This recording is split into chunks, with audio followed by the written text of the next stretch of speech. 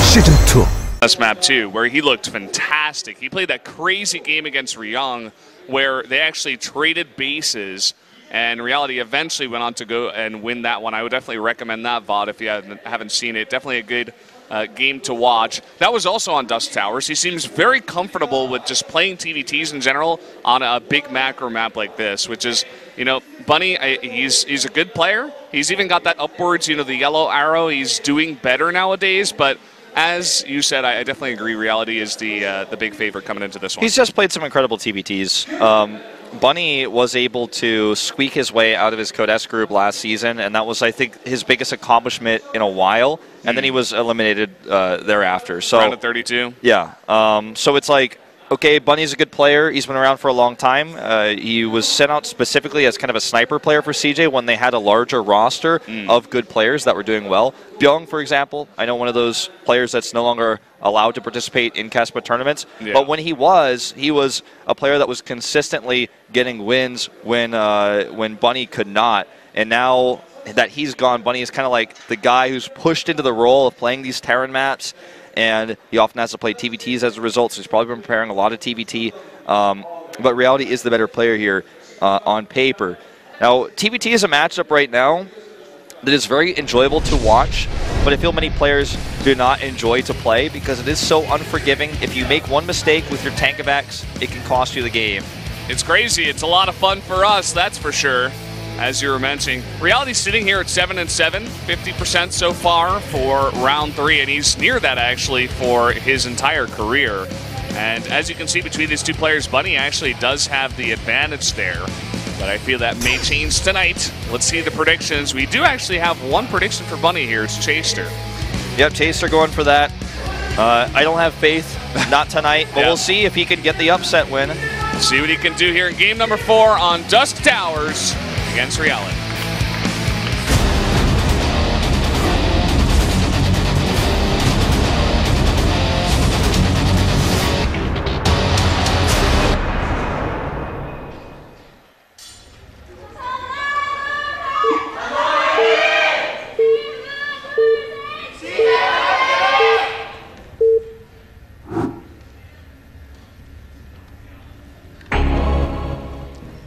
Down here in the bottom left, in the blue for Samsung Galaxy Con, it is Reality. And up here to the top right, in yellow, his opponent, it is Bunny.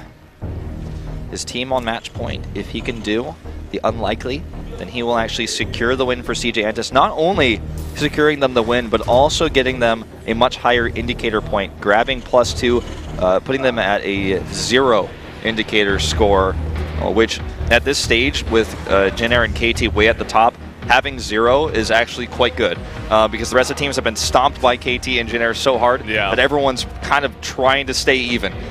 Those two teams at the top have destroyed this round and have both, of course, already secured their spot in the playoffs. As we do have a bit of a lag issue going on here.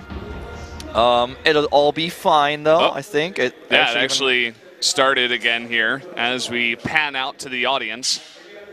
But definitely a bit of lag going down. Okay, there we go. Everything's fine. It was a little bit spiky, not 100% sure. But I don't know, Korea's got the best internet in the world, or one of the best at least. So we do get that back online very quickly. So taking a look at this game, we have a gas much earlier for Reality than Bunny. And this map is one of the bigger maps in the pool. Obviously the rush distance by air and ground is relatively similar. In fact, the air rush distance, if you don't want to go as the crow flies, is longer. And that's usually what you want to do because you want to hide that drop. But you know, we just see Widowmine drops a lot. We see Hellion aggression. Is it just me or did the music go away? Okay, there it's back. I was like, you got really You're really in tune today, Wolf. I don't know. Yeah, I mean, I was like going somewhere with this, but yeah, we see aggro builds a lot to get a tempo advantage. But this game is usually not decided by those builds unless like Maru just like dodges 3 scans and like kills like 12 SBs with the Banshee, and you're like, okay, I got it. Then the second Banshee comes in and the game ends because you just can't. You don't even want to be alive anymore. You're like, that's it for me. Yeah, it's not a good feeling, especially when you're playing against a player like Maru. Someone of that caliber is pretty daunting. We are going to see double gas pretty early here for Bunny, actually. So maybe he's going to be the one going for Cloak Banshees in this game. That's a lot of gas early on after that Nexus. Yeah. Sometimes you see the gas come up like this because he knows he's gotten his first gas so late he has to compensate for that, but it still will lead to the faster tech. Reality's taking his own second gas now as well. And the starport is much faster for him. However, with no tech lab, it looks to be a Hellion pressure build, as I was describing earlier. You could also add a Widow Mine to this. Very common in other matchups, more so than this one, but still can be used in TVT. And he's not making any Marines, which lends itself to mech play, something that Reality is very famous for. And already getting out a Viking here. Yeah, Viking coming out here. Reaper sticks his head in, sees the timing there of the reactor and the starport. Getting a bit of information. The two Reapers of Bunny could not deny that. And, you know, another big thing is this third CC that's coming up very quickly for Bunny. If he can get away with that on this big map, could definitely get a bit of a lead here. This Reaper, okay, I was going to say it might skirt by the Hellions, but it's actually not. It will be killed. Very close call there. Almost got out of vision. And it might have survived for a little bit longer. It does get valuable information that the Hellions are moving across the map. This will allow Bunny time to respawn. He's going to send a second scout out here to try to ascertain if Reality is committing to mech, because that's what he wants to figure out right now. But it's going to take him a long time to discover that. A Raven on the way right now, and there's no wall. There's no wall, and it's a Viking that's being made.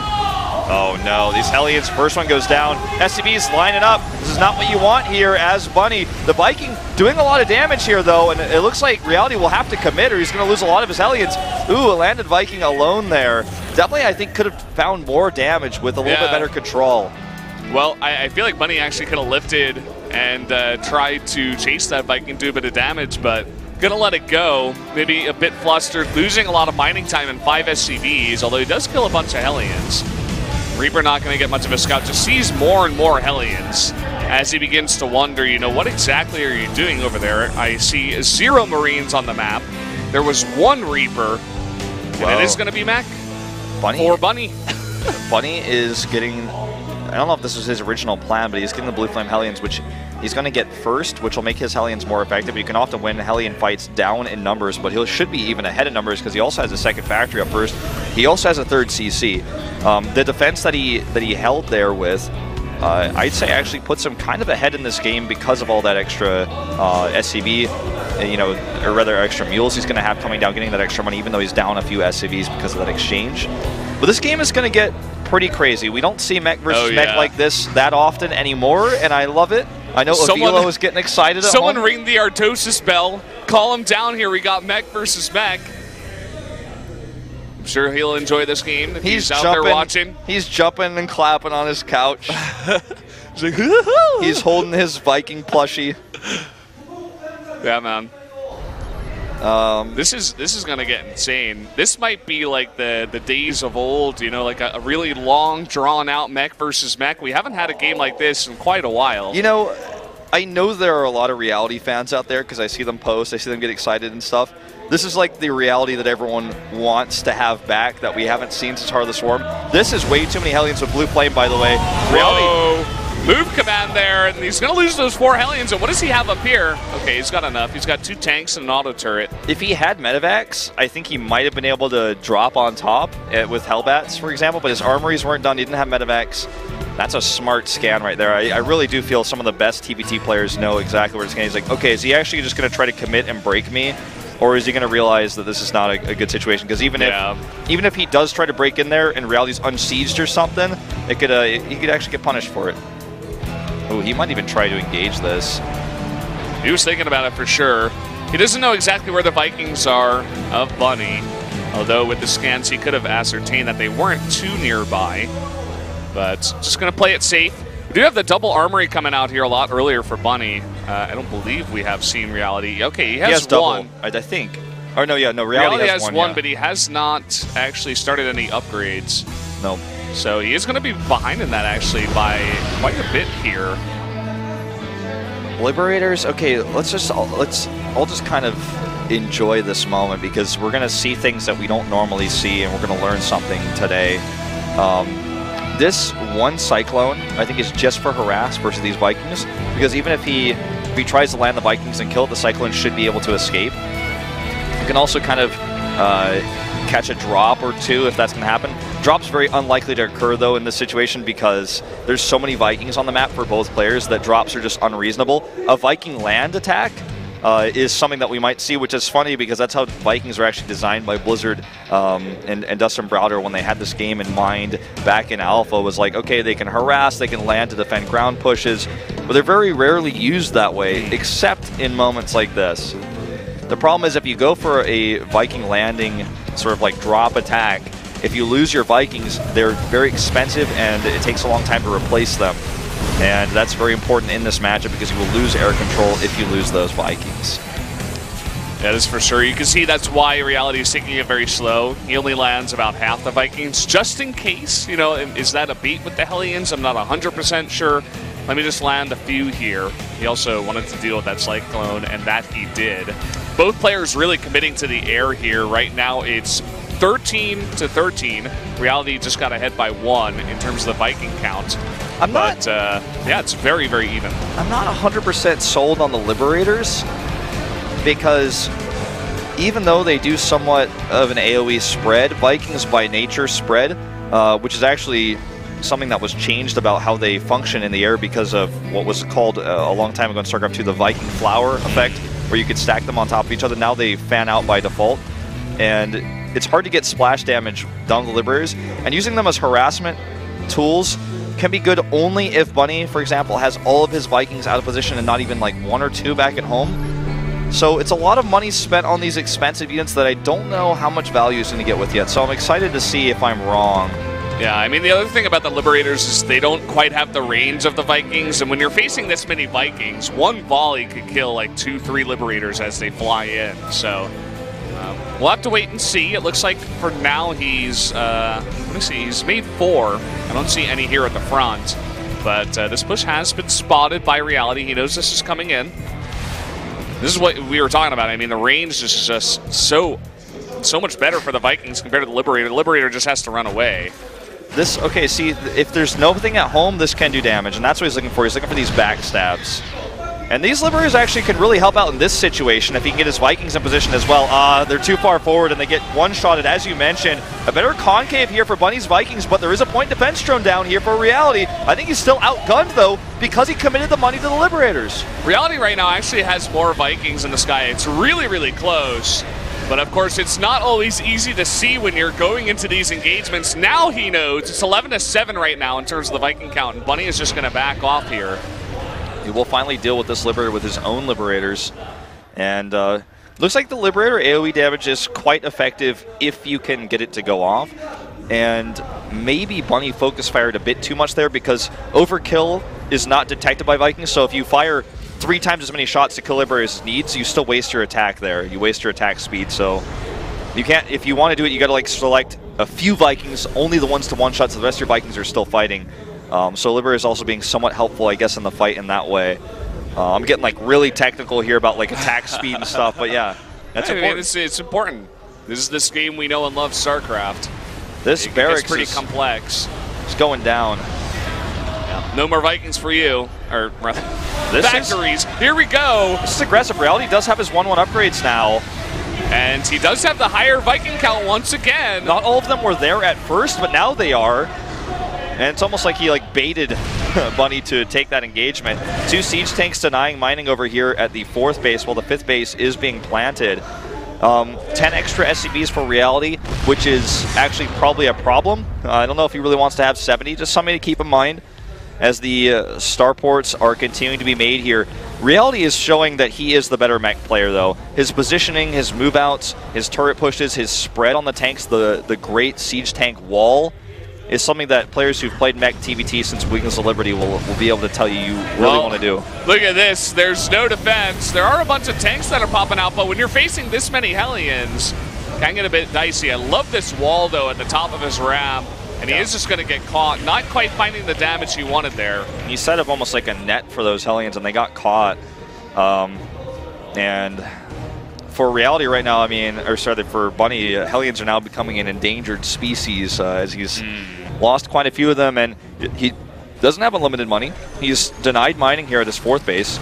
Liberators will finally push this off with Viking support, 24-16. Yeah, and the other part of the reason why Reality is so far ahead in supply is 13-6 tanks, and he's just gonna go straight up the middle and just attack in here. I think he's identified that he's really far ahead and that his army is just bigger than Bunny's. Yep, he just has too much. Even with his tanks in tank mode, he comes through. He will win the Viking War in the air as well, it looks like. And he's just going to keep pushing through. That should actually just be game-ending damage. GG! GG, we're going to an ace match. Reality doing his job here against Bunny. You know, in Wings of Liberty, TBT... Got the wrong camera shot there. It was Reality, in fact, that did win the game, guys. In TBT and Wings of Liberty, it looked exactly like that. I remember TBTs on Steps of War. I'm casting in the Open Wolf Cup. The Morrow versus Kawaii Rice. There's line of sight blockers. People just keep scanning, and it's like 30 Vikings to 31 Vikings. A few Ravens start coming in. The only difference there is we have Hellbats, which didn't really come into play in that. I mean, that was straight up a Wings of Liberty beta TBT. It's like, okay, Vikings get vision, siege tanks are good. We fight with them, we siege up. Reality had his tanks in a line to minimize the amount of damage that could be done from either side. They were always set up in such a way that if you moved into them, it was going to be a mistake. He just kind of pushed his tanks like a moving screen in Super Mario World, man. He was just going to eventually smash Bunny's army. And then Bunny went for that huge Hellion run by. He lost all of his Hellions, which was the support that kept his front line. That was the front line to keep his 4th base alive and defended against the tanks of Reality. Once he lost that, Reality just had an overwhelming supply advantage. It took too long to rebuild the Hellions, and he took, he basically capitalized on that moment. Who do you think we're going to see? You think it's going to be a rematch of Deer versus Hero? Because I think so. I think that's what we're about to see. I don't know. You know, Samsung has done crazy things before, like send out Solar in the ace match. And I think, Hero kind of is the obvious choice, right? He's the most winning player right now in all of Pro League, and a fantastic player at that. He's been their ace player for a really long time. But for Samsung, they have Deer, but he got crushed last time by Hero. The map is going to be Overgrowth, another 2-player map, pretty similar to Frozen Temple. Yeah, I'd say go with the PvP rematch. That's the way to do it. That's the most epic match we already had today. We're going to have the reveal of these 2 players. We'll see if the coaches feel differently. Who's it going to be here for our ace match? The one deciding match. It is going to be the rematch. Deer versus Hero. Up on stage, the PvP between Samsung and CJ. This is an intense one. I have to say, it's hard for me to vote here, because it feels like when it comes to these 2 players, what we saw earlier today is the abnormal, like the quick game, the timing attack that ends it, and it doesn't end up being a crazy, amazing game. I don't know, man. Doesn't give us too much information going into the next one, but guys, we're going to take a 10